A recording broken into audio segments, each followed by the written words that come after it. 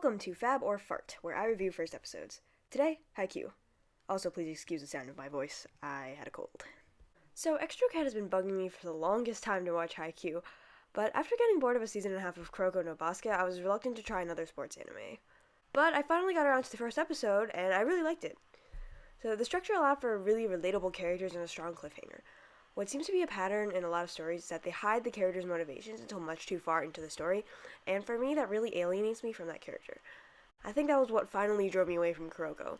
They tell you what the characters want, but they take a bazillion episodes to tell you why, if at all. The best way to get me invested in a character's pursuits quickly is to give them a good reason for wanting what they want so badly, and then showing it to me. Instead of saving Hinata's motivations for later flashbacks to make it some kind of cheap mystery, they show us why he wants to play volleyball through the time skip, and that was really effective. Then, when Hinata fails to win, they let him show emotion right away. Instead of brushing it off with unwarranted arrogance or brash anger, they invoke empathy by having him cry, but at the same time we don't scorn him for his propensity for tears because he still confronts Kageyama. It's clear that Hinata isn't defined by what others think of him, and he's not afraid to wear his heart on his sleeve. Though he wants to prove himself, it's ultimately because he wants to be proud of himself. So even though he's weak, they show us that he has strength, and we can admire that. Then at the end they throw us a curveball by having Hinata and Kageyama end up on the same team. I knew going in that they would end up on the same team just because I've seen so many pictures of them in the same uniform, but if I hadn't known that, it would have been really surprising. I'm really glad they did that because it's unique, and it's inherently more interesting to me that they're now forced to work on a team than if they were to fight. They also did a good job with Kageyama. He's not completely insufferable even though he's the antagonist of the episode.